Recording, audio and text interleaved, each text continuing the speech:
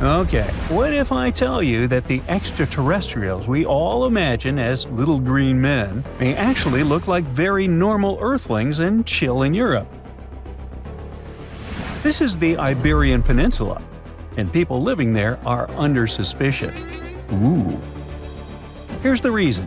Somehow, parts of the most important artifacts that the Iberian civilization called Treasure of Valena are made of metal that simply can't be found on Earth, because it's metal from a meteorite. Now let's tackle this step by step. This is the artifact itself, and it's composed of 59 different objects. Bowls, bottles, and bracelets. Is there a pattern there with all those bees? In total, the find weighs around 20 pounds, of which 18 pounds are 23.5 karat gold. Now, if you're not a metal specialist, I'll clarify it for you right away.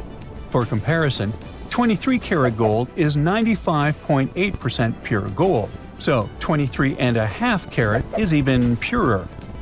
The remaining percentage goes to other metals to help add strength and durability to the precious alloy.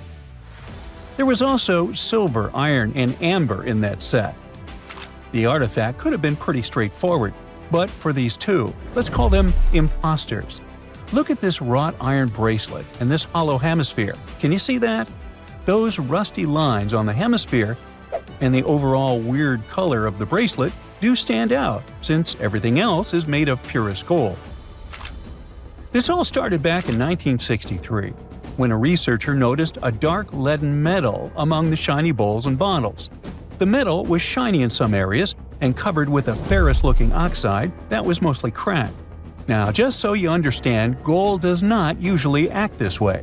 Gold is one of the least reactive of all metals, so it won't even tarnish, let alone rust. To figure out where this suspicious iron came from, researchers turned to mass spectrometry, which checks out the mass-to-charge ratio of molecules. Their findings showed that the nickel in the iron is similar to that found in meteoritic iron. Simply put, the bracelet and the hemisphere are of extraterrestrial origin. Ooh. Now, the exact age of the trove is hard to determine, yet it's crucial. We need to know the exact age to see if it coincides with the start of the Iron Age in the Iberian Peninsula. If it does, then no further questions here. But if it doesn't, well, it's, at the very least, weird, if not suspicious.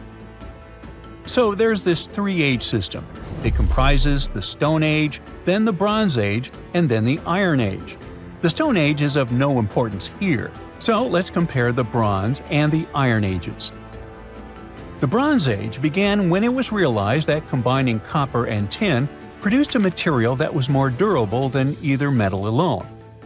This era was all about major upgrades in tools and weapons, but two standout inventions were writing systems and the wheel.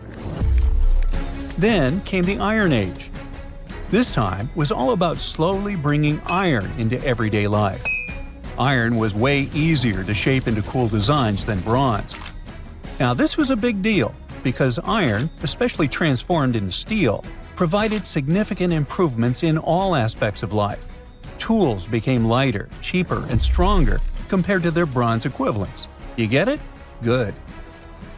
So, researchers have long debated whether the treasure dates back to the post-Argaric era or the latter part of the Bronze Age. The most recent study claims that those artifacts were created in 1400 to 1200 BCE, and something really doesn't add up. First off, the Iron Age began around 500 years after these artifacts were crafted. Plus, ancient craftsmen couldn't know back then how to work with metals that landed on Earth approximately 1 million years ago. And while the dates are really hard to explain, there is a logical explanation for the craftsmanship. The theory here is that those metal workers simply had access to the fallen meteorite, and thus, they could study it well and discover its properties before using it for decorative purposes. They could have figured it out through trial and error, and once they knew exactly how to work with this extraterrestrial metal, they proceeded to adorn the artifacts with it. Plus, there were the Phoenicians, who contributed to their craftsmanship. Now, it's true that the Iberian people have been processing metal and making pottery long before the Phoenicians settled on the peninsula. But the arrival of new metalworking techniques and the introduction of the potter's wheel enabled them to produce better quality goods much faster than before. So, we figured out the extraterrestrial origins of the Iberian artifacts. But guess what? This area is still under suspicion. The reason for that is the language they spoke. You see, for most modern languages people use today, there will always be some proto-language. Say for Italian, Spanish, and French, it's Latin, hence their similarities. But wait, Iberian was largely spoken where modern Spain is. So why isn't Spanish similar to it? Well, the truth is, no language today is similar to the Iberian. Maybe only the Basque language, but it's because of some similarities found in their numerical systems. Basque is classified as a language isolate, or simply unrelated to any other known languages, and the only language isolate in Europe. The Iberian language is unclassified. While the scripts written in it have been deciphered to various extents, the language itself remains largely unknown. And look at the alphabet the Iberians had. Looks like it doesn't really belong to our planet. But hold up, this one might be a bit of a stretch. When the Phoenicians came to the peninsula, they brought along their alphabet to the Iberians. But honestly, the Iberians probably weren't keen on just copying someone else's writing system, so they tweaked it until it looked completely different. Let's just say they took some inspiration and ran with it. While linguists can guess to some extent how most characters sounded, actually translating the language is still completely impossible. The Iberian language was non-Indo-European and faded away over 2,000 years ago. And there aren't any similar languages left to help us out. Super frustrating, right? Yeah.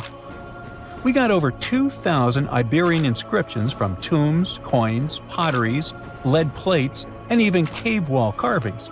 But aside from a handful of words, we're totally in the dark about what they mean. Now, if we could understand their language, we might have learned that they were great thinkers and all, but we can only contemplate the works of art they left. Iberian culture has a lot of amazing stuff made by talented artisans. We're talking about not just metalwork and ceramics, but also detailed sculptures, textiles, jewelry, and other personal bling. But here's the catch. Making all those luxury items depended a lot on a big farming class. At the heart of Iberian society, most folks were involved in farming and taking care of livestock. Depending on where you were, the types of farming varied. For example, up in the north, they were all about growing grains, while down in Valencia, they focused on producing olive oil and other agricultural aspects. In the west, raising animals was the name of the game. Still, we don't have much information about the day-to-day lives of the many people doing this essential work. Yet, on the flip side, we know a lot about the upper class of Iberian society, who control these agricultural resources and hire the artisans. By the 7th century BCE, we start to see a group of Iberian princes who were living the good life, trading with the Phoenicians and enjoying fancy luxury items. You can spot this elite class in their burial practices. Cremation was the go-to method for funerals among the Iberians, and wealthy individuals were often found in cemeteries with all sorts of lavish goods and funerary sculptures that give us a peek into the fashion and hairstyles of the rich. Interestingly, starting in the 6th century BCE, there was a noticeable drop in the number of recognizable burials, which suggests that these elaborate funeral customs became more exclusive to a small elite. Meanwhile, the fate of the majority, farmers, artisans, soldiers, and laborers, who made up a big chunk of the population, remains a bit of a mystery. It used to be a pretty advanced civilization, but it vanished without a trace. Researchers think it could have been due to some massive earthquake. But so far, we don't know for sure. Deep beneath the soil in Scotland lies one of the largest Neolithic stones ever discovered. If it had been left above ground, it might have drawn more visitors than Stonehenge. But something strange happened. After excavating it, the archaeologists chose not to display it. Instead, they reburied it for good. Whatever they felt, whatever they saw, it was enough to seal the stone back into the earth. Why though? I mean, we know Neolithic people drew and carved warnings and important pieces of information on stone. That's why the Cocknose stone was so intriguing when it was first discovered.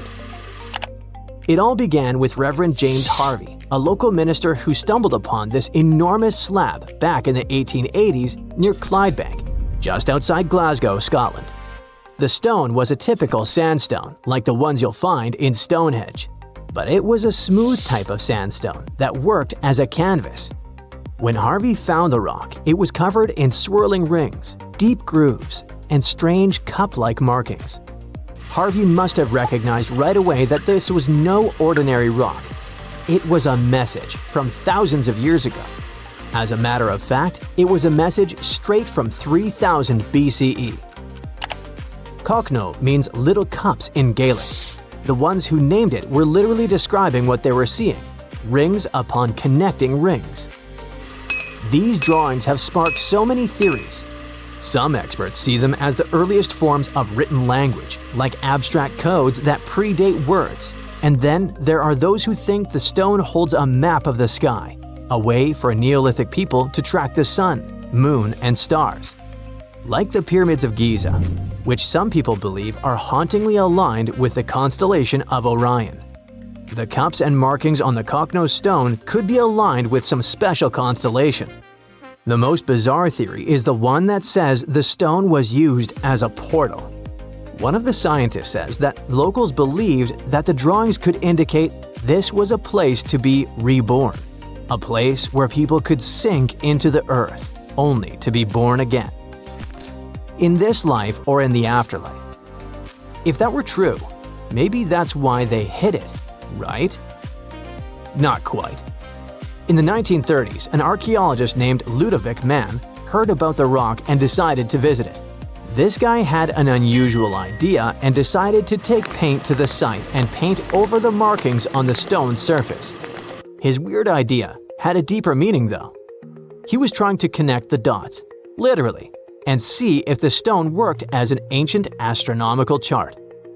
He thought the carvings might predict solar and lunar movements, even eclipses.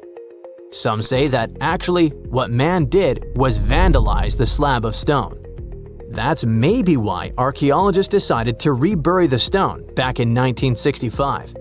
They noticed markings of graffiti and erosion from the climate and agreed that it was best kept safe under the ground. The Cocknose stone stretches roughly 43 feet by 26 feet. That's almost the size of a bus. What sets the Cocknose stone apart from other slabs of rock is how clear and complex its carvings are. Many scientists call it one of the best examples of this prehistoric art in all of Europe. The patterns that show up there can also be found at various Neolithic sites across Europe and beyond, such as Greece, France, Australia, Spain, Italy, and much more. They all share similar cup and ring markings. To be clearer, this type of prehistoric art is also known as a petroglyph. Petroglyphs are carvings made by prehistoric people right into the surface of rocks. Instead of using paint, they chipped, scratched, or pecked at the stone to create images like animals, symbols, spirals, or scenes from daily life. Yet despite all the attention, no one has cracked the code on the Cocknose stone. Instead, this is what happened. For a while, it rested quietly beneath the soil until it was dramatically unearthed back in 2016. I say dramatically because this decision shook the archaeological community. Archaeologists from the University of Glasgow decided to reopen the site to study the rock once again. But this time, instead of exposing it to the elements, they used drones and high-tech 3D scanning to capture every groove and swirl with shocking detail. The team created a digital replica so precise it could be studied without ever touching the real thing ever again.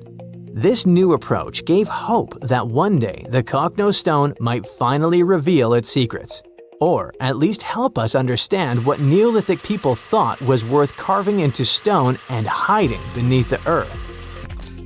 But this digital resurrection came with a price. The real stone, vulnerable after centuries underground, had to be buried once more, shielded from the various hands and, let's face it, smelly feet of the modern world.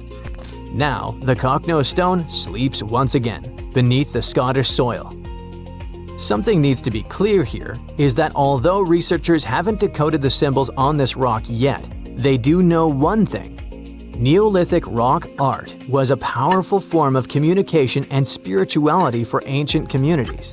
These carvings were carefully etched onto rocks, scattered across hills, grazing lands, and near water sources. They likely served practical purposes such as marking important locations or guiding seasonal movements, but their significance went far beyond that. For Neolithic people, these carved stones were deeply spiritual, acting as connections to ancestors, natural forces, and sacred landscapes. The rocks carried meaning as part of a larger relationship between people and their environment. They helped turn the landscape into a living map of both everyday life and spiritual belief. That's probably why we find it all over the world. On the subject of mysterious rocks, we need to talk about these petroglyph-filled rocks that also actually sing.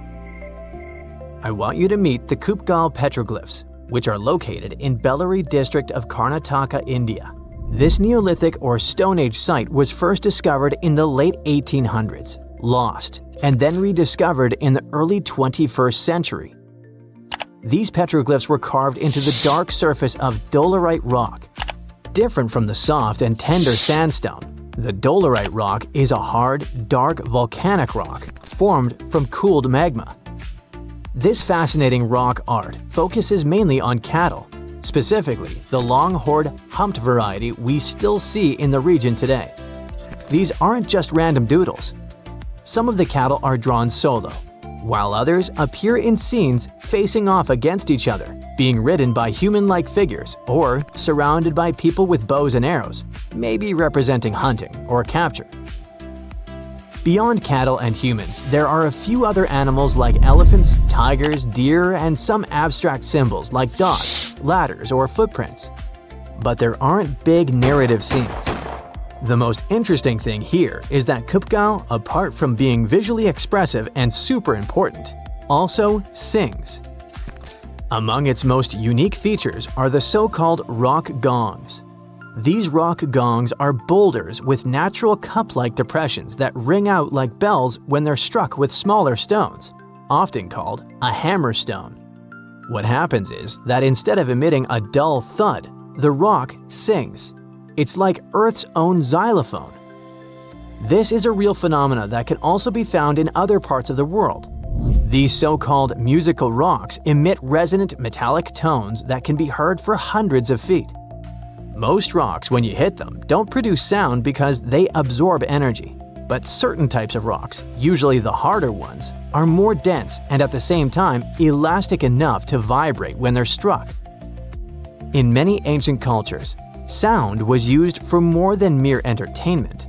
For many cultures, sound was used as a bridge to the divine. So researchers suggest that these gongs might have been used in spiritual ceremonies and gatherings. This is a real human brain. Well, it was, until a hot cloud of ash turned it into glass. This crazy transformation happened almost 2,000 years ago, when Mount Vesuvius decided it was a good day to erupt and destroy cities like Pompeii, Atlantis, and Herculaneum. This particular brain belonged to a young man who lived in 79 CE in Herculaneum. Not the most famous Roman town, but it was the first place that was discovered under Vesuvius's ashes way back in 1709. Around 200 years later, archaeologists found the remains of this young man lying face down on a bed. All the smoke and ash probably made him disoriented, so while most of the citizens of Herculaneum rushed to the shore, hoping to be rescued, the brain guy ended up trapped inside a building and passed out. Weirdly enough, this saved his brain from completely disappearing. How in the world does a brain turn into glass? Well, when Mount Vesuvius erupted, it didn't expel just lava. It also sent away a really hot cloud of ash before the solidified lava could flow down. This type of lava, known as pyroclastic flow, could get as hot as 869 degrees Fahrenheit. An insane temperature, we know. Hot enough to melt your brain, but not hot enough to turn it into glass. The cloud of ash, however, can reach temperatures between 932 degrees Fahrenheit to 1,112 degrees Fahrenheit. But to turn something into glass, you don't just need heat, you need rapid cooling too. To put it simply, you have to heat something to a very high temperature until it melts into a liquid. If you let it cool down slowly, the molecules of this liquid will start to calmly organize themselves in the shape of crystals. But if this something cools down super fast, it will solidify in whatever shape the liquid was.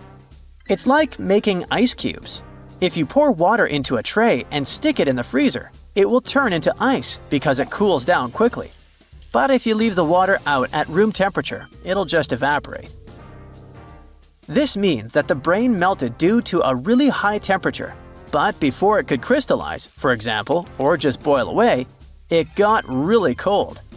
The flow from the eruption was not hot enough for this to happen, but the cloud of ash that reached town before the pyroclastic flow was hot enough to start this process, and fast enough to leave just at the right time. To figure out the exact temperature needed for this brain-to-glass transformation, scientists used a technique called differential scanning calorimetry. This fancy name basically means that they heat up glass shards to see when they start to change shape. They discovered that the cloud of ash had to be exactly 950 degrees Fahrenheit hot for the brain cells to start melting. Now, remember how I said this guy was inside a building, but most of the citizens were outside? Well, those people were also exposed to this drastic change in temperature, but they didn't turn into glass because they were not being protected by the walls of a building. The protection provided by the skull surely helped our guy, but it was not enough. And since other people didn't have the same protection, their brains basically poofed. And before you ask, no other parts of his body turned into glass. You see, you need some liquid for the glass-making process to happen. The brain has a lot of water and fat, which makes it a prime candidate for the glassification process. Yes, I've just made that word up. Other organs might have contained liquid, but they weren't as protected as the brain, so they were destroyed by the heat. And bones? Well, bones don't have enough liquid, so they just remained the same. The ones that didn't char, anyway. When the brain turned into glass, it looked a lot like an obsidian stone, a type of volcanic glass formed by the cool lava of a volcano. Even the forensic archaeologist who discovered this glassified brain thought it was just a stone at first. He was studying the bones of our hero when he noticed something shining inside of his skull, right in the middle of all the volcanic ash that filled it. To his surprise, this thing was way more fragile than obsidian and smaller too, with some fragments being only a few millimeters large. He only figured this was part of that guy's brain after he took the glass to the lab. With the help of a microscope, he discovered that this was not a stone but an organic tissue, which is basically cells that form our organs. This organic tissue was made by protein, a molecule produced by living things like animals and plants. And this was not just any protein. This one was specific to the human brain because every organ is made of different types of protein. The researchers also found nerve cells preserved inside this glass, complete with the tendrils that help them receive and send messages.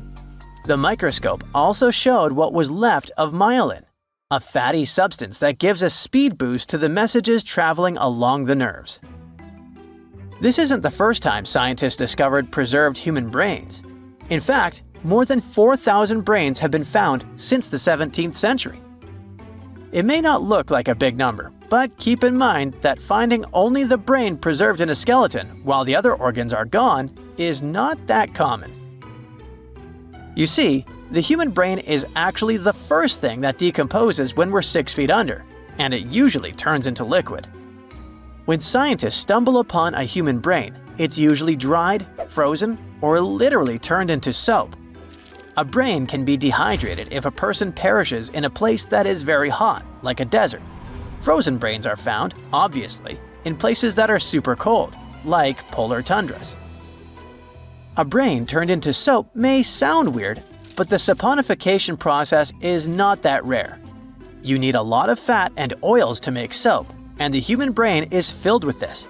It's a complex process, but if you find a brain that turned into soap, it must have been buried in a place that is very wet and has little oxygen. Back in 1982, for example, construction workers found dozens of human skeletons in a pond in Florida. They were all 8,000 years old, and 91 of them actually had their brains still somewhat intact. And by intact, I mean they turned into jelly soap.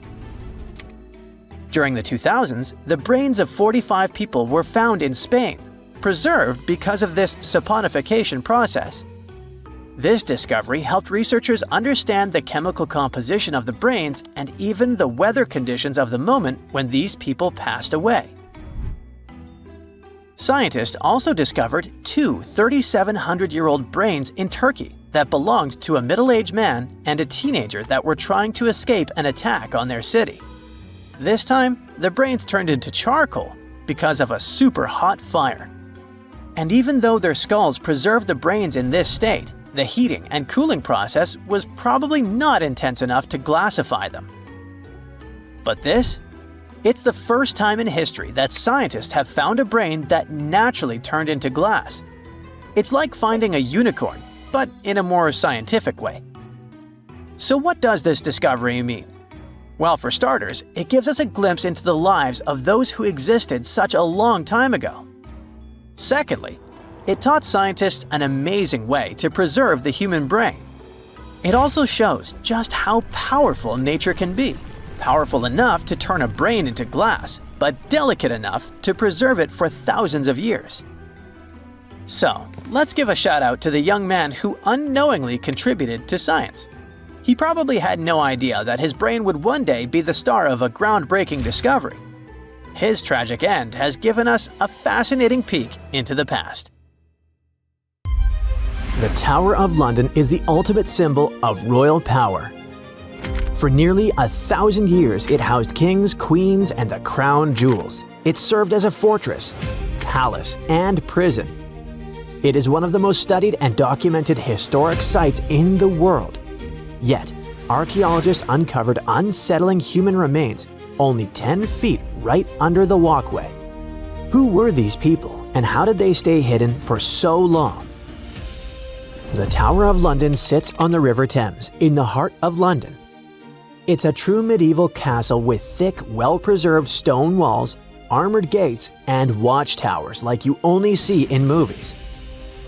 It was built almost a millennium ago, when William the Conqueror took control of England. He needed a fortress to lock the city down and send the message, "The new king is here, so better behave." The entire castle complex covers 18 acres, which is about the exact size of the White House grounds. It still keeps and displays the crown jewels under guard. The Citadel was also a high-security prison for centuries, holding high-profile prisoners locked away. But it wasn't just a prison for humans. For centuries, the tower was a royal zoo filled with lions, elephants, and leopards.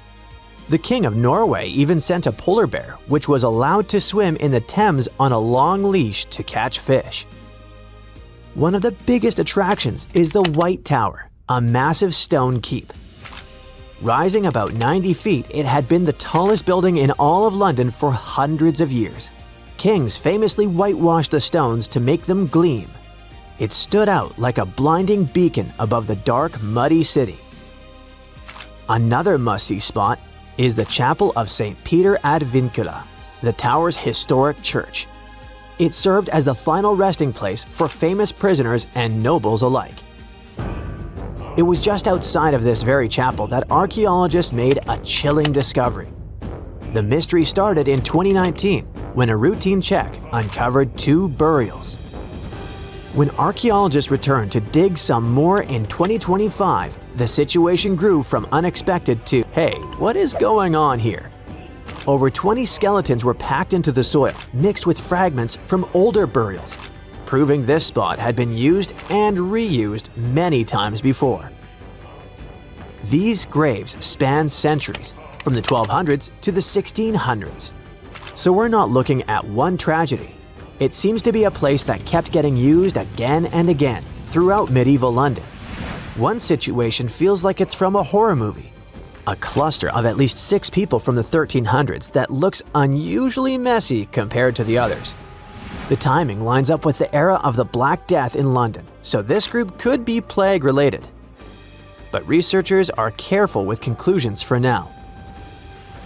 On the other hand, some graves look the opposite of rushed. They look expensive.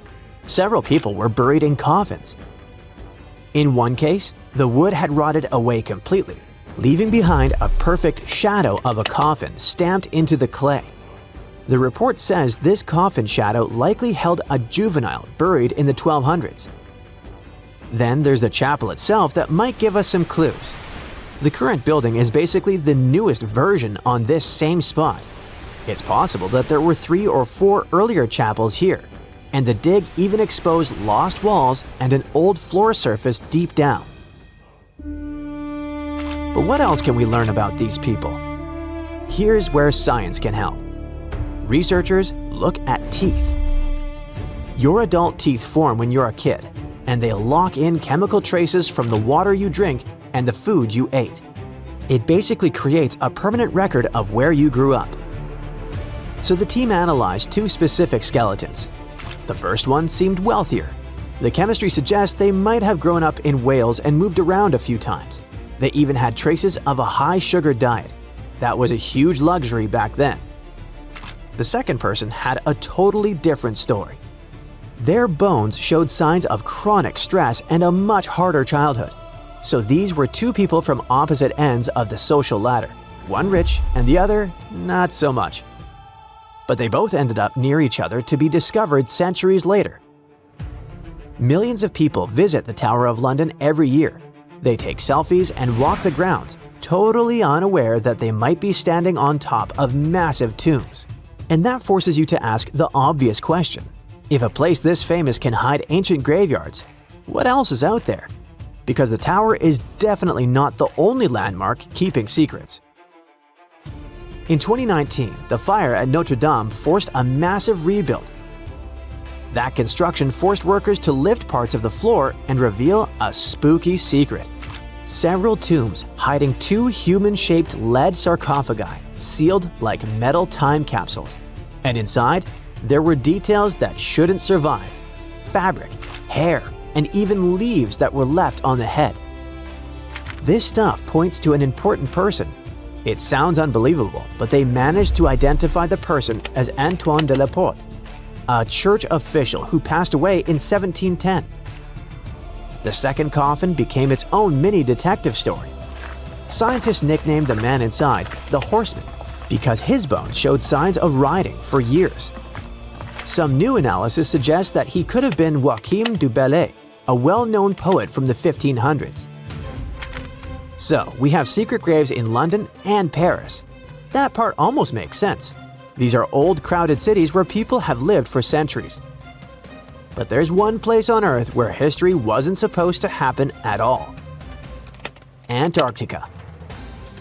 Yes, almost literally the edge of the world with nothing human anywhere nearby for hundreds of miles. And still, in 1985, a Chilean scientist found human remains on an ice-free beach in Livingston Island on a spot now called Yamana Beach. A human skull in Antarctica sounds impossible, but the dates make it worse. When the remains were studied, the person appeared to be a young woman around 21, likely from the southern Chilean channels. She passed away in the early sealing area, roughly 1819 to 1825. That's basically the opening minutes of humans showing up in that region. So why would a young woman end up there? One idea is that she might have come with early sealers, maybe as a guide or part of the crew. The original researcher even suggested she could have been abandoned there for unknown reasons. Plus, the spot where they found her is known to have been visited by early 19th century sealers. The pieces fit together somewhat, but no one can really pin down the story. And it gets even stranger. The first discovery in 1985 was her skull, but later researchers came back to the same area and found more human bones. In 1988 and again in 1993, they recovered 2 femurs, basically thigh bones, near the original site. The big question is obvious. Were those bones from the same person, or did more than one person pass away here? The plan was to use DNA testing to check if the femurs matched the skull. If these 3 sites prove anything, it's that new discoveries could be anywhere. But the really exciting part is daydreaming about where we could go next. We are entering a phase where technology could make history feel like time travel. Think about what we can do with the gathered data. We can already pull DNA from a tooth to find out what someone ate or where they grew up. Maybe one day we could take that biological code and use AI to completely recreate a person. Imagine a digital human that looks just like them, with the right eye color, skin texture, and even scars.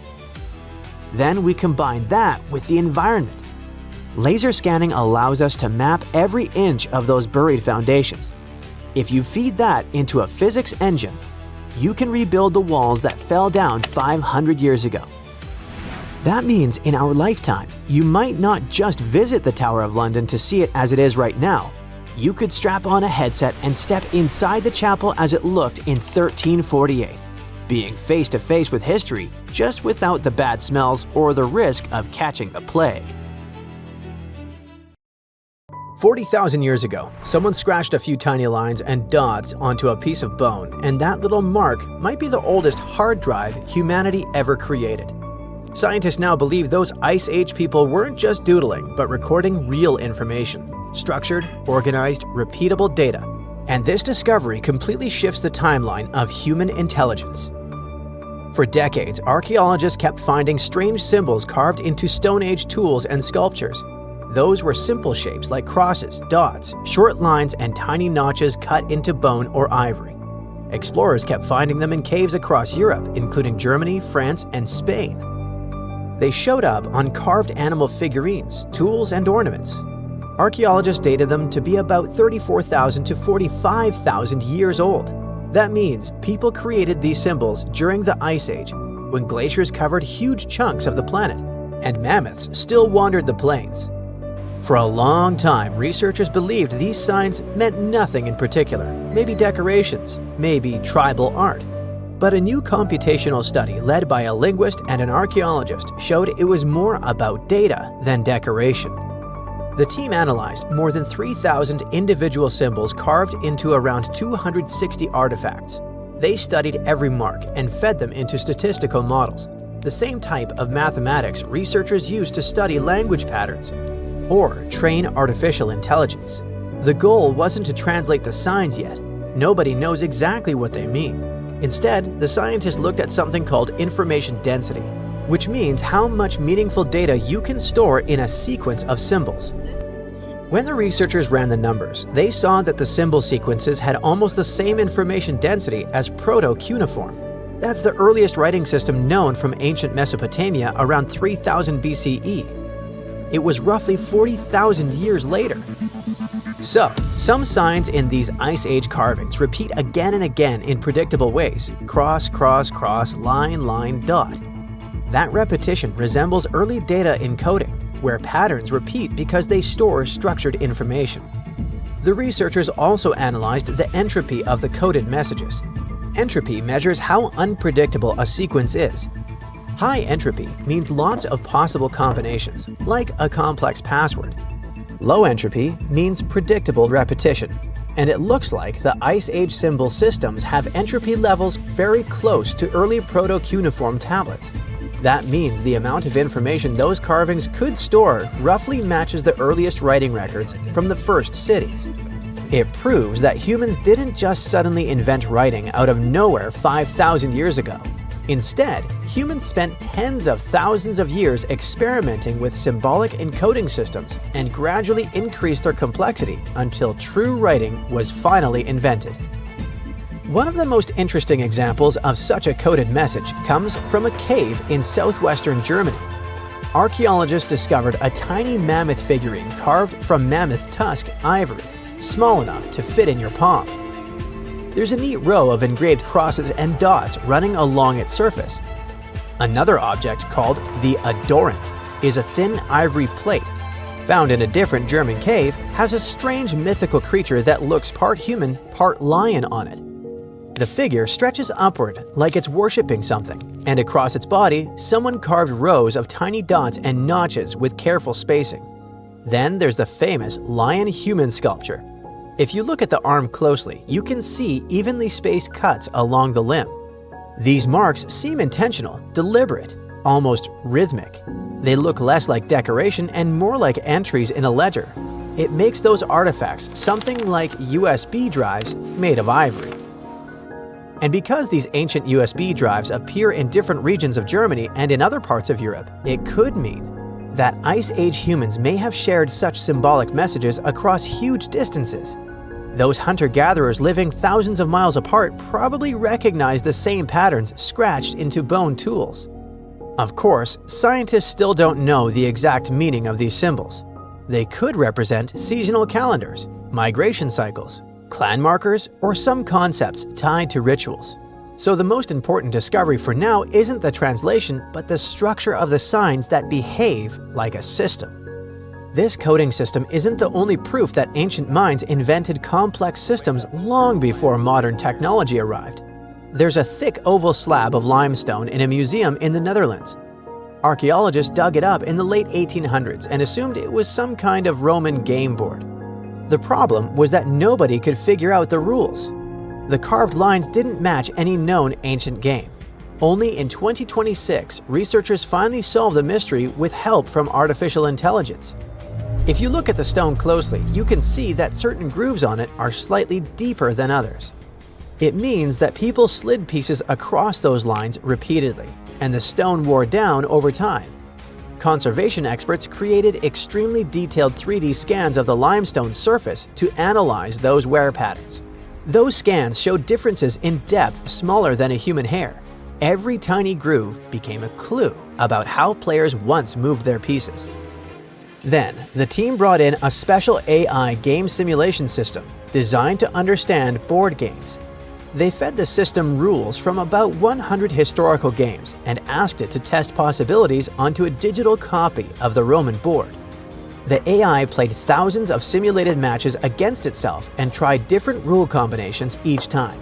For every rule set, it tracked where the pieces moved and compared those paths to the wear patterns on the real stone. It repeated this process around 1,000 times per rule set until finally certain patterns started lining up perfectly. The system narrowed all the possibilities to a small group of related blocking games. In this type of strategy game, two players move pieces along fixed paths, trying to trap the opponent's pieces in corners or dead ends. If you've ever played tic-tac-toe or checkers, you already understand the basic idea. To control space, predict the opponent's next move, and close the trap. The simulations showed that the Romans most likely played this game with small tokens made of glass, bone, or pottery sliding along those carved grooves. And that discovery matters more than you might think. Historians used to believe blocking games appeared in early medieval Europe, centuries after the Roman Empire collapsed. But this limestone board showed them that such games existed nearly 1,000 years earlier. So, Roman players had strategy games that helped them develop forward planning, recognizing patterns, and thinking of different combinations and possibilities. Now let's travel even further back in time, long before Roman cities and writing of any kind. Our destination, Olduvai Gorge in northern Tanzania, one of the oldest important archaeological sites on Earth. In 2025, researchers studying the area found something unexpected in ancient sediments. It was a set of tools made from the limb bones of elephants and hippos. And these tools date back about 1.5 million years. Scientists found 27 bone tools, some nearly 15 inches long, shaped into sharp blades. Early humans most likely used them on animal carcasses or to process tough materials. At first glance, they seem simple, but it actually looks like the toolmakers shaped these bones using knapping, the same process used to chip stone tools. Knapping means striking a material carefully so that small flakes break away. gradually forming a sharp edge. Bone behaves very differently from stone. It contains collagen, which makes it slightly flexible and elastic. Hit the bone too hard and it shatters unpredictably. Hit it too softly and nothing happens. That means whoever made these tools understood how the material worked. They adapted their technique to shape bone without destroying it. Archaeologists believe Homo erectus, an early human species with body proportions similar to ours, created these implements. It also looks like the toolmakers preferred thick limb bones, which are the strongest parts of animal skeleton. To make that choice, you need to understand anatomy and material strength. Engineers today still use that same logic when choosing materials for machines. When we put all these discoveries together, we see that our ancestors designed systems, invented technologies, stored information, and played complex games long before modern civilization appeared. So we didn't just suddenly become intelligent. We've been building knowledge for tens of thousands of years. Deep in Petra's Red Cliffs, archaeologists found a hidden tomb. Inside, there were 12 skeletons. They remained untouched for over 2,000 years, and that's a really weird thing. Most tombs in Petra have been looted, so what makes this find stand out? Let's figure it out. This is the ancient city of Petra. Its huge sandstone cliffs are hard to forget. No wonder it's one of the new 7 wonders of the world. The buildings here are carved straight into the rock, and it already makes the place look unreal. But Petra has also been a star in the archaeology world for a long time. Once, Petra appeared in the movie Indiana Jones and the Last Crusade. Some scenes were filmed right in front of the famous building called Al-Khazneh, or the Treasury. But recently, something even more exciting happened there in real life. A TV team from the show Expedition Unknown came to Petra to film a new investigation. And while they were there, archaeologists made a huge discovery. They found 12 human skeletons and several ancient objects. All of them were buried under the ground in front of the treasury, hidden there for about 2,000 years. Archaeologists didn't start digging right away. First, they used a special tool called ground-penetrating radar, something like an X-ray for the ground. Instead of guessing where to dig, the machine scans underground and shows shapes that might be tombs or empty spaces. Anyway, when the team looked at the radar data, something interesting showed up. The patterns looked very similar to places in Petra where tombs had already been found before. That was a big clue that something might be hiding underground. After seeing the results, the authorities of Jordan gave permission for the excavation. That's when the team finally started digging under the famous site. And that's how they uncovered the skeletons and ancient artifacts. Interestingly, many tombs in Petra have been found completely empty, because over the centuries, anything valuable was taken by looters, or simply disappeared with time. But this tomb was very different.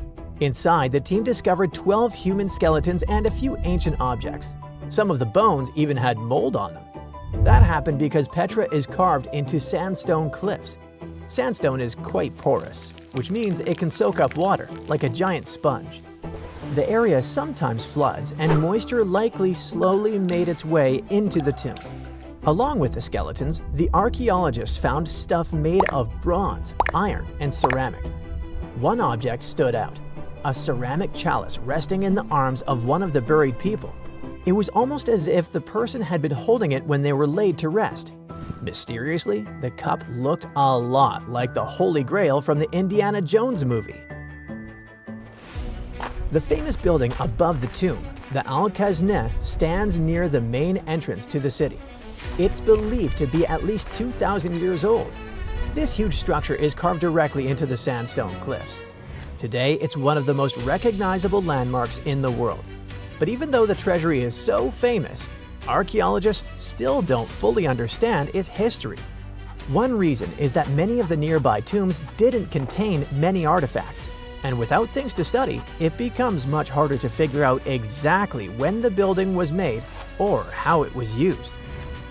That's why the team was so excited. The discovery could help them learn more about the ancient people who lived in Petra and built the city. The location of the tomb might already be an important clue. You see, being buried right in front of the treasury was probably a huge honor. The human remains themselves could also tell an interesting story. The skeletons were still lying in their original positions without being moved around or disturbed by looters. That's why scientists can study them much more carefully to learn things like how old these people were, how they lived, or if they were healthy. We could also learn more about the place those people called home, the ancient city of Petra. It was built more than 2,000 years ago by the Nabateans. Starting around the 4th century BCE, this desert city became the center of their kingdom and an important stop for trade across the Middle East. The location helped a lot. Petra sits in a valley surrounded by mountains, and the main entrance is a long, narrow canyon called the Al-Sik. Because the path is so tight, the city was easy to defend and hard for enemies to attack. Thanks to these factors, the city grew quickly. At its peak, around 30,000 people may have lived there, but the city sits in a dry desert canyon. Natural water is kinda limited there. So how did so many people live in Petra? The answer is clever engineering. The Nabateans built a water system that was incredibly advanced for its time. They didn't rely on one water source. It was a whole network carved directly into the rock. They cut channels, pipes, and storage tanks into the cliffs. This helped them guide water from nearby springs into the city. It was like an ancient plumbing system built entirely out of stone. Even better, the water didn't just flow straight into the city. First, it passed through special settling basins where dirt and sand could sink to the bottom. After that, the water was stored in large reservoirs surrounded by thick stone walls, which helped keep the water cooler in the desert heat. Flash floods were also a big danger in the canyon. When heavy rain fell in the surrounding mountains, water often rushed down the narrow valleys. To deal with that, the Nabateans built dams and channels that redirected the floodwater into storage reservoirs. Another intriguing thing about Petra is the location of its main buildings. In 2013, researchers found that several important monuments lined up with the sun during key moments of the year, like the solstices and equinoxes. Scientists now believe that the buildings may have worked like giant calendars, helping people track the seasons in a desert landscape. Natural signs of time can be hard to notice there. Another Petra mystery is 3 massive stone blocks, the Jinn blocks. They go back to around the 2nd century BCE and are some of the first big tombs built in Petra. 2 of them have burial chambers inside, and the 3rd one even has a grave on top, like a little rooftop coffin. No one really knows exactly why they were built. Most experts say they were tombs, but some think they may have been carved to honor deities or used in rituals. But however great Petra was, things started to change in 106 CE. That's when the powerful Roman Empire took control of the city and made it part of their territory.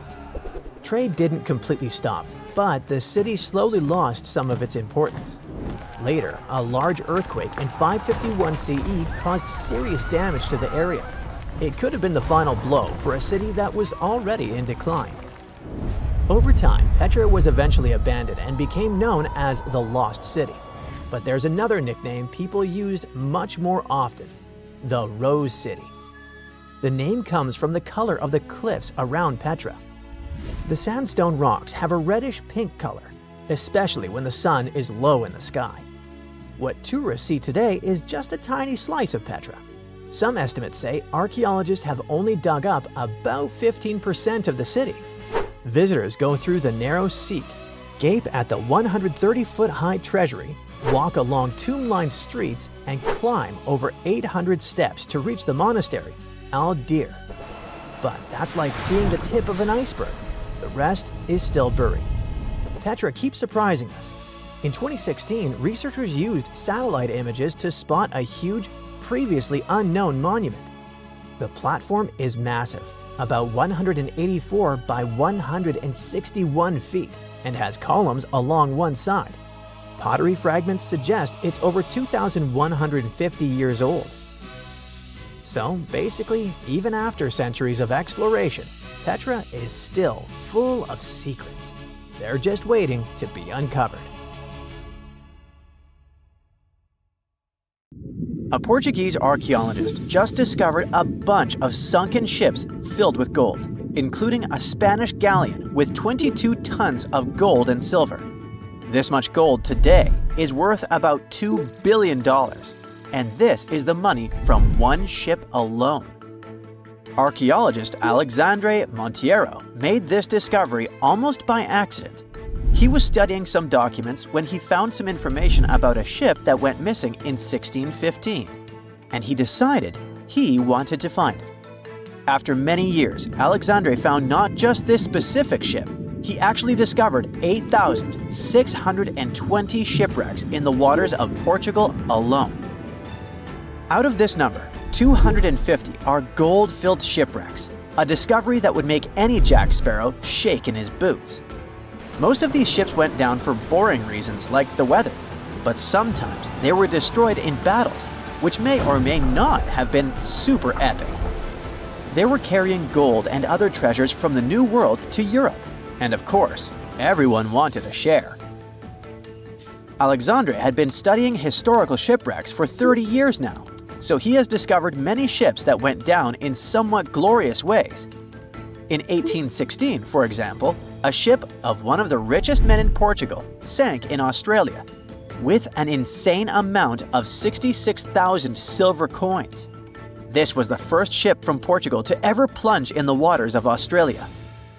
The bad news is that these ancient sunken vessels, filled with riches and epic stories, are not so easy to reach.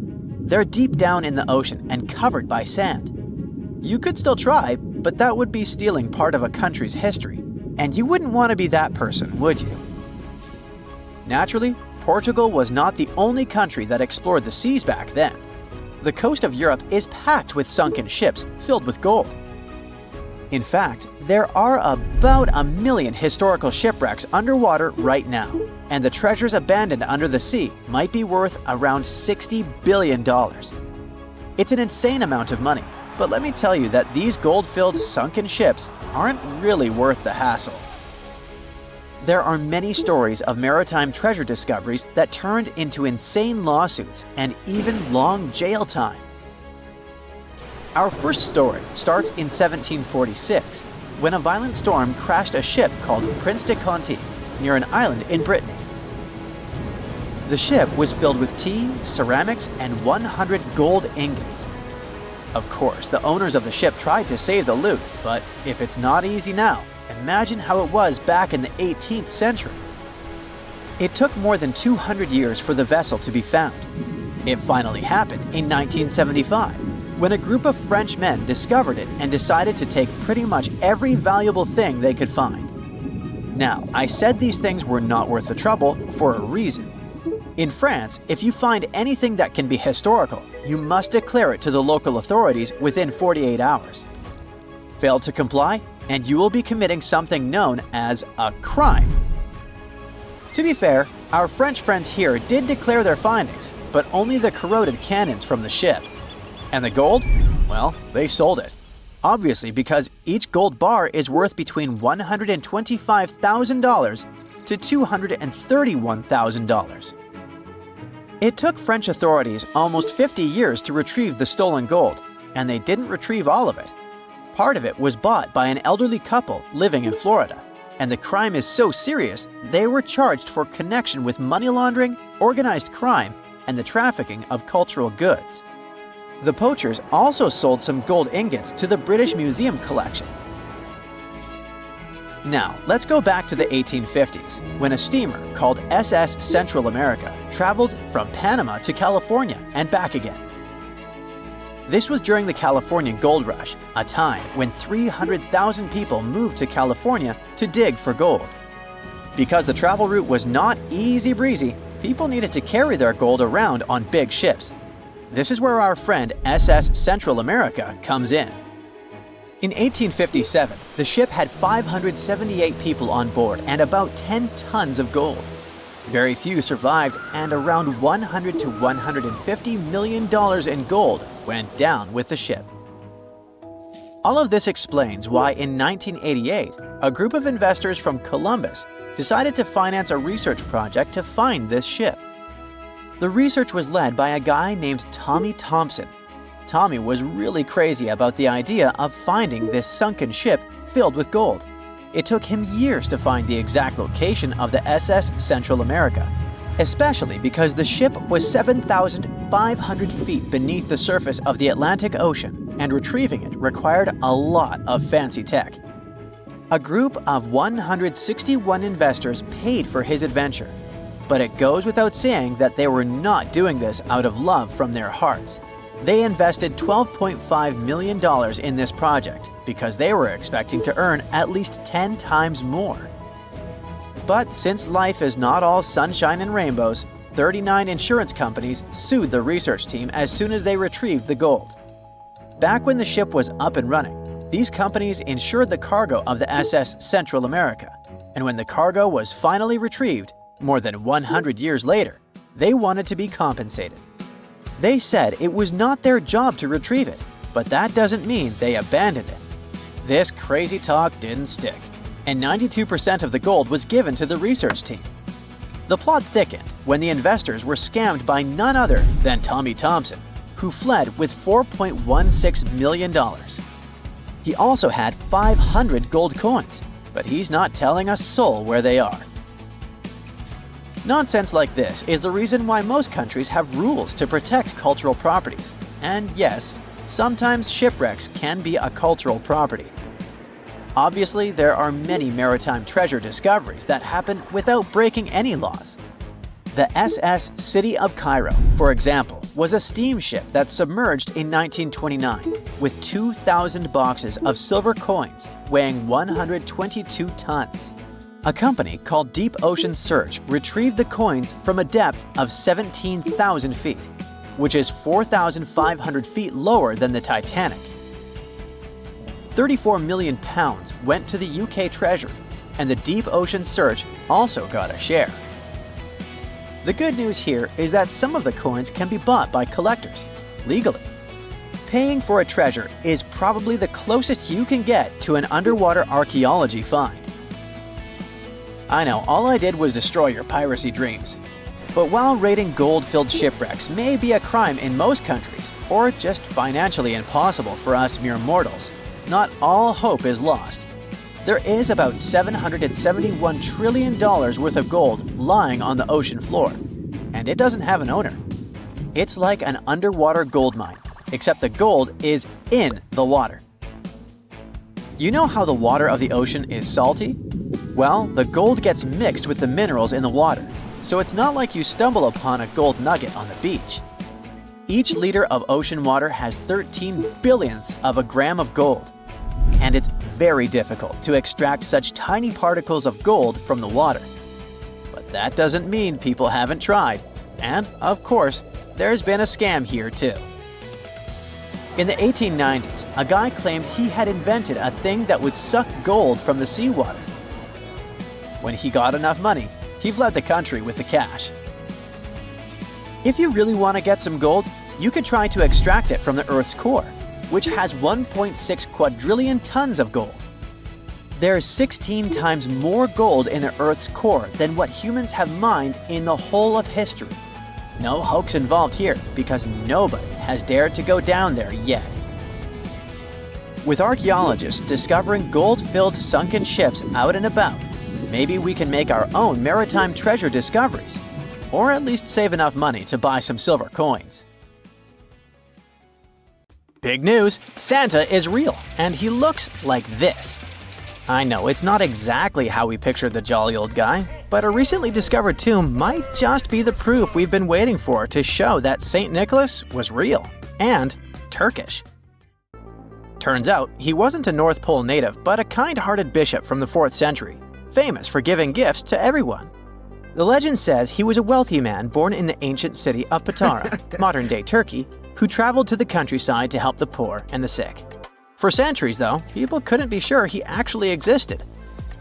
Some historical sources say he was buried in Myra, which is now called Demre, Turkey.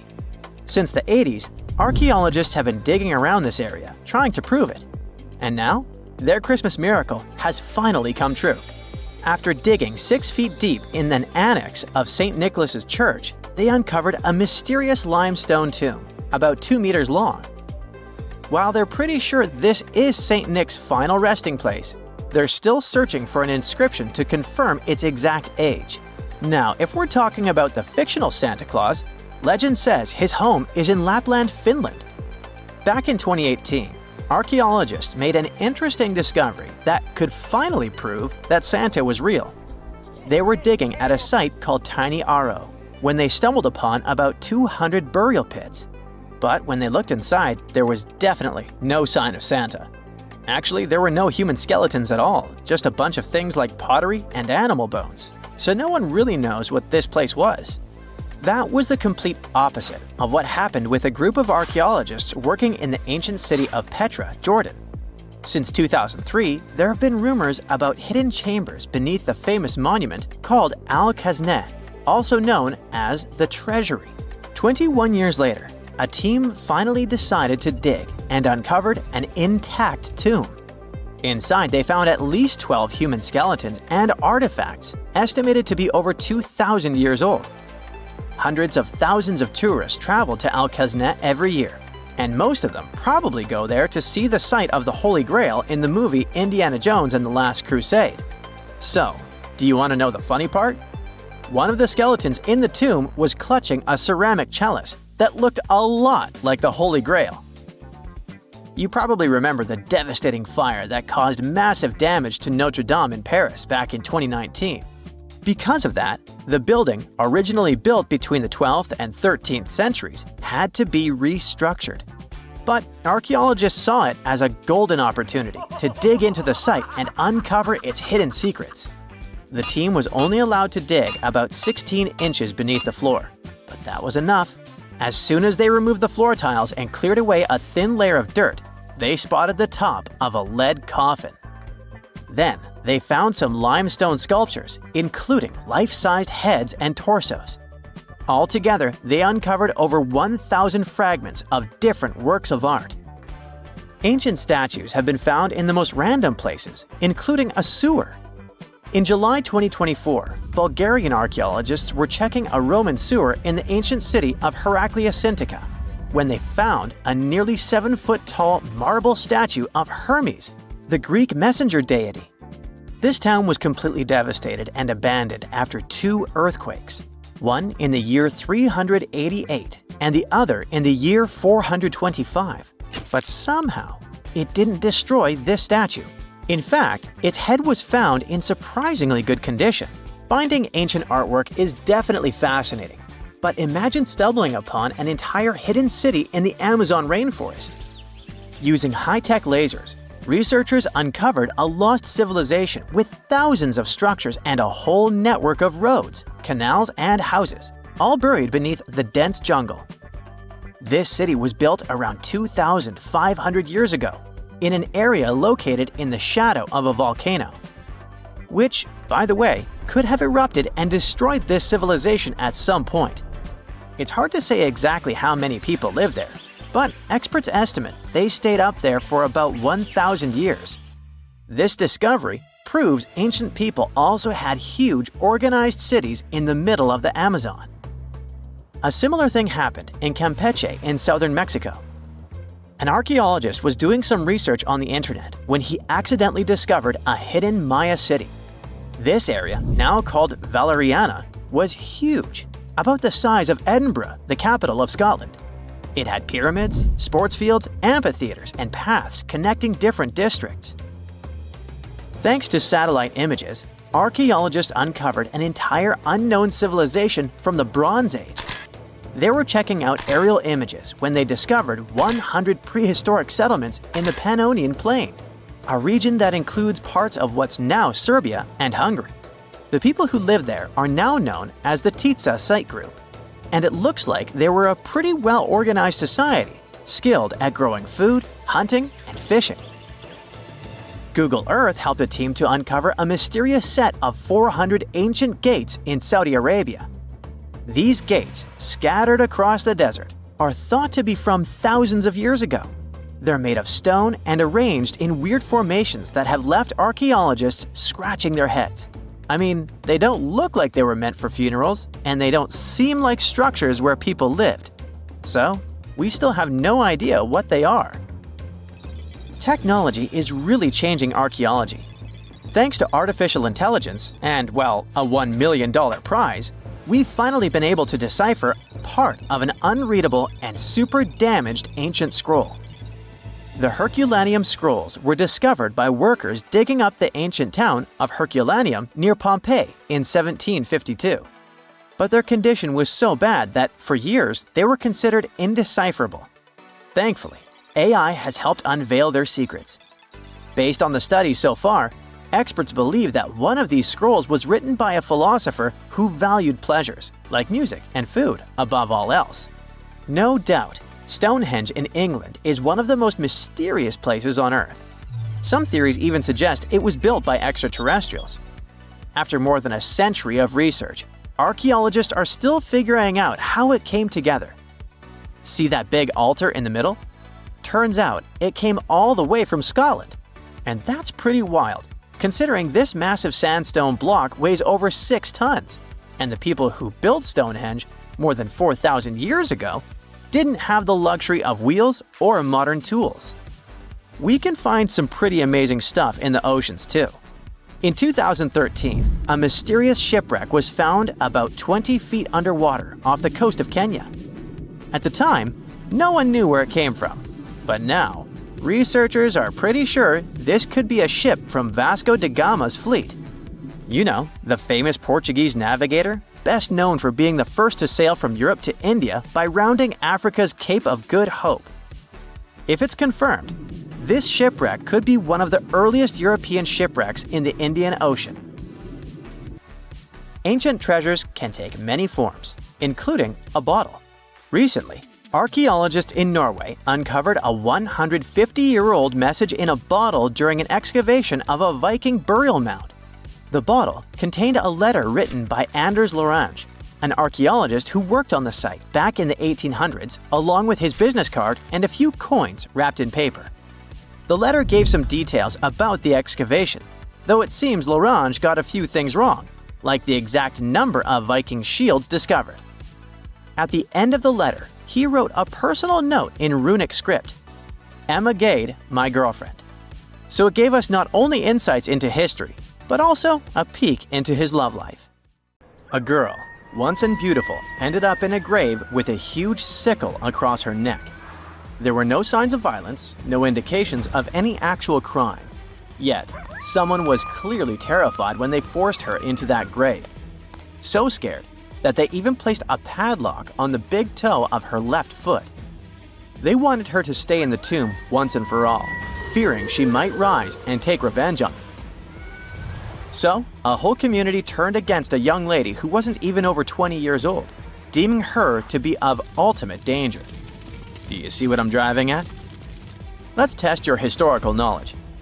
Who has been feared throughout human history to such an extent that commoners couldn't shake off that lingering sense of dread, even after their passing? If you say witches, warlocks, and vampires, you'd be completely correct. Just a little hint here. If you can't overpower someone physically, you can do it supernaturally. Well, that's at least what people used to think back in the 17th century. Not only was there a sickle and a padlock, but there were also signs of an attempt to twist the girl's corpse in the grave and turn it face down. This attempt had failed, leaving her spine buckled and twisted. By the way, the padlock wasn't necessarily meant to lock a vampire. It was more likely a talisman against evil spirits. That's a peculiar and, let's face it, very cruel way to bury someone. Yet it was a common practice for creating anti-vampire burial sites. The methods for preventing vampires from rising were quite elaborate. First off, let me introduce a term. Anti-vampire graves, known as revenant graves, date back thousands of years and have been found in various locations across Europe. Europe, you heard that right. Now before you say, hey, vampires are a Romanian thing, Dracula, duh, let me convince you otherwise. They are a part of all European folklore, meaning you can find references to them throughout Europe. With new settlements in America, vampire lore spread there too, eventually turning into the Twilight Saga. These anti-vampire burials are characterized by evidence of precautions taken to prevent those who bit the dust from rising. Such measures could include placing large stones on the deceased's legs or even piercing the body with a lance to fix it to the ground. To be completely safe, they could also consider removing the head from the torso. So, burying the body face down, cutting off the head, and pressing the body with a stone were the methods used to keep someone believed to be a demonic being from leaving the grave. Let's return to the poor lady, or rather, the girl. A couple of archaeologists, Dariusz Poliński and his partner, Magna Durodzka, who happened to be partners in both crime and life, stumbled upon her grave. Strangely, all of her 206 bones remained untouched. Yet no gravestone, no name, nothing. Just a lonely grave on a hill in northern Poland. Poliński, a professor of archaeology, and Zagrodzka began piecing together the story of the woman they eventually named Zosia. Carbon dating suggested she had been about 18 years old and had passed away about 350 years ago during a chaotic time in Poland's history. There is little documentation about this graveyard, which seemed to serve as a resting place for individuals marginalized by the community. Was Zosia a poor girl who had been marginalized because life forced her into the worst situation a lady could face? Not really. As the archaeologists delved deeper, they stumbled upon some hints that indicated she might have hailed from a rich family. Her burial featured a stylish bonnet, and the delicate silk along with shiny silver and gold threads found with it suggested that it was part of an elegant headdress. This all pointed to the idea that she had some serious status or wealth. But the way she was buried indicated her outsider status in the village of Pien. Perhaps her presence there was unwanted, hence the idea of her being a vampire, backed up by the manner in which she was forced into the grave and held there. By analyzing the structure of her skull and extricating DNA from her skeleton, scientists created a reconstruction of what her face might have looked like. The specialists meticulously reshaped Zosia's likeness using modeling clay on a 3D printed model of her skull, which proved to be a deeply moving experience. They remarked that while they often worked on face reconstructions, in this case, they also sought to restore her dignity. Utilizing these three methods, the team reconstructed Zosia's 400-year-old face, revealing the human story buried beneath supernatural beliefs. It's ironic, isn't it? First, people tried their hardest to make the world forget her face and prevent her from ever coming back. 400 years later, people did everything they could to bring her back to life. Her picture now is all over the internet, yet we will never see the faces of those who buried her. Alas, this reconstruction project only allows viewers to visually connect with Zosia, but her true story remains a mystery. But what we know for sure is that people who were deemed vampires were badly discriminated against, to say the least. Rumor had it that hungry vampires would even steal people to quench their thirst. Let's use math to prove this rumor wrong and prove that Zosia wasn't one of them. Back in the year 1600, there were only 537 million people worldwide. Yeah, this data may not be very accurate, but it's pretty close to reality. A physicist, Kostas Eftimiou, calculated that if a vampire had been drinking one person's blood each month, humanity would have faced extinction within a few years. Starting with one vampire and a population of 537 million in 1600, this math shows we'd have no humans left by July 1602. But here we are now. Well, while placing a stone on a corpse to make sure the vampire doesn't rise may be something new to you, there are also a bunch of stereotypical things associated with these creatures that you definitely know, such as garlic and mirrors. Funnily enough, even though it's all based on a bunch of superstitions, there's pretty good logic behind the garlic thing. You see, it contains a special compound called allicin, which is a powerful antibiotic. While people back then couldn't know what an antibiotic was, they noticed garlic was pretty effective against various conditions. Since they believed vampires were created by a particular blood condition, They also believed garlic could defeat a vampire. And there's more. There's actually a blood condition called porphyria, which makes people look like real vampires. Their skin is pale and their teeth get bigger as their gums shrink. And guess what? People who have porphyria cannot consume garlic, as it worsens their condition. Wow, that's a cool coincidence. The next superstition is a bit fresher, and it's about vampires avoiding mirrors. The first known reference to the mirrors comes from the book Dracula in 1897. But why wouldn't a vampire show a reflection? Simple. Before the plastic era we live in, mirrors were traditionally backed with silver. Silver was commonly believed to repel evil spirits, possibly because it has antimicrobial properties. Much like garlic, its healing properties may be what was supposed to scare off a vampire. Another reason why suspected vampires may have avoided mirrors is the changes to their appearance from conditions commonly confused with vampirism, like porphyria and rabies. People afflicted with these conditions may have avoided looking in mirrors for that reason, causing others to assume that vampires avoided mirrors. But if you ever met a vampire and these methods don't repel it, I have one more trick for you. Ask the potential vampire to count. It can be spilled grains, seeds, or even the holes in the fishing net if you happen to have one. Vampires are into math, so they'll stop to count, delaying them until sunrise. And we all know that vampires don't do well in sunlight. Ironically, it's Count Von Count, a vampire who teaches us how to count on Sesame Street. You're heading to Spain with a team of archaeologists to try to find some ancient artifacts. You get lucky and uncover one of the greatest treasures of the Iberian Bronze Age. Iberian refers to the Bronze Age culture of Portugal and Spain. So you find and unearth coins, jewelry, vases, vessels, and two pretty strange items. One is something like a part of a scepter, and the other resembles a bracelet. And you know what's strange about them? They're connected with space. In 1963, several miles away from the city of Villena, Spain, scientists discovered the treasure of Villena, one of the most significant gold hoards from the Bronze Age. Interestingly, are there bronze treasures from the Golden Age? Never mind.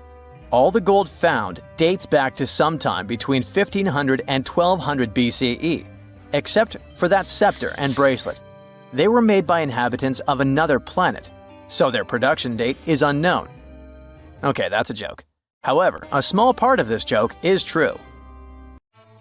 When scientists studied the found gold, they discovered that those two items were made of iron. So what, you might think? Well, the catch is that in the Bronze Age, people didn't mine or manufacture iron. Work with this metal began around 850 BCE, about 400 to 700 years after the creation of the treasure of Villena. How is this possible?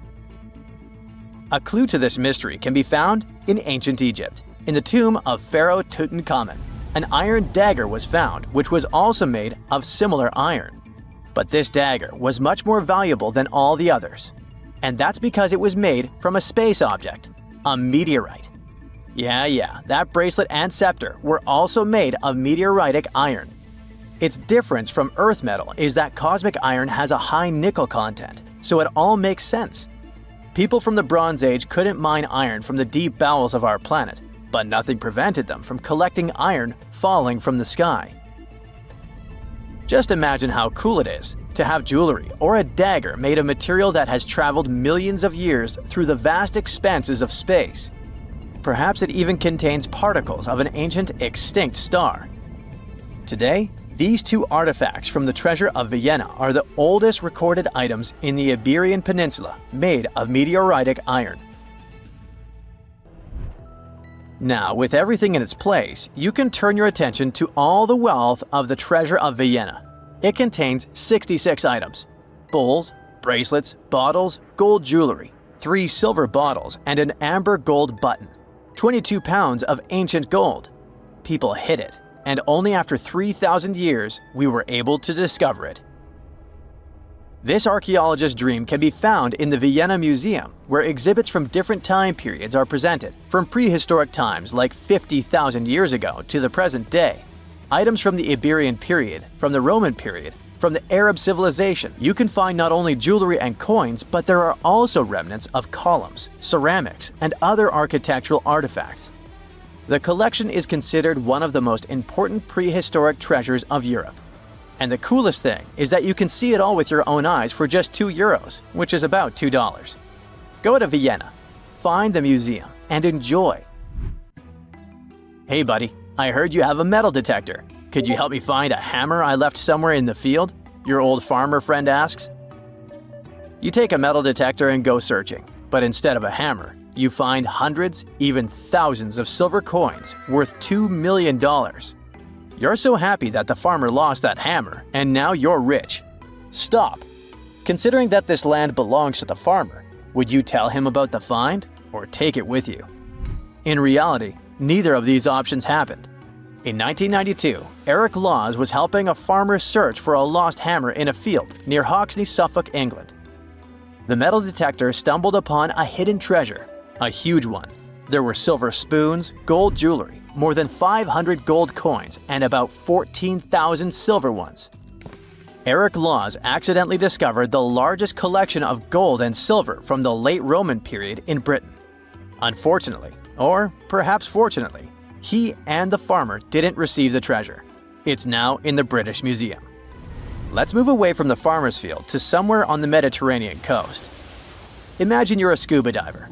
There was a strong storm yesterday, but now with the water calm, you dive in and discover the seabed covered with gold dinars. This story happened in 2015. The coins which the storm brought to the shore might have been minted even before the First Crusade that started in 1096. This collection is one of the most impressive archaeological finds in the world. All these treasures surely can make the heads of those who find them spin, but they end up in a museum. And that's a good thing, because such wealth can drive a person crazy. A metal detector and a diving suit helped people discover ancient treasures. What's next? How about a dog? Yes, it could be perhaps a great replacement for a metal detector, by the way. So in 2013, two people were walking their dog in Northern California on their property. Suddenly, they discovered a rusty can filled with coins minted from 1847 to 1894. There were about 1,500 coins, and they all were gold. Another chance for a carefree rich future? Not this time. The find caused a lot of controversy among specialists. There was one version, according to which these coins could have been stolen from the US Mint. But later, the US Mint debunked this suggestion as they'd never had this gold in their storage. Anyway, it's interesting what the point was in hiding it all in someone else's yard. Some thief risked their freedom and life to get rich. When they succeeded, they just hid the coins as if they never existed. What a strange deal. Coins, jewelry, meteorite items, it's all cool. But let's end our video with something grand and epic. Archaeologists were conducting research near the Mediterranean coast of Egypt and discovered a treasure trove inside a sunken temple and sanctuary. Despite the waves, earthquakes, and seawater, the massive find was preserved in a not bad condition. The temple was built a very long time ago and collapsed in the middle of the 2nd century BCE. It was an important structure in ancient Egypt. People considered this place holy. Pharaohs came to the temple to seek help from the higher powers of Egyptian mythology to obtain titles for their rule. Titles of kings of the universe. For many people, this place was like the center of the universe, and now it lies forgotten on the seabed, almost ruined. Time spares nothing. Researchers found out the temple had been part of an ancient port city. A long time ago, an earthquake occurred in this area and destroyed the city. Tidal waves softened the ground and dragged the town into the Mediterranean Sea. While studying the temple, scientists found many secret treasures there: silver ceremonial instruments, gold jewelry, and alabaster vessels. In past times, people used them to store perfumes or greasy ointments called unguents. Perhaps in ancient Egypt, they weren't bad in the field of cosmetology. Near the temple, archaeologists discovered a Greek sanctuary. Apparently, the Greeks living in Egypt or coming here on business wanted to pay tribute to Aphrodite, so they created a small building in her honor. In that place, archaeologists found bronze and ceramic artifacts from different cultures. Scientists found out that the Greeks had permission to trade in the Egyptian city, and even be its residents. It seems pharaohs living around 600 BCE were favorable to the Greeks. The profession of an archaeologist is very exciting. But what would you do if you found some ancient treasure? Before answering this question, find out what law applies to such finds in your country.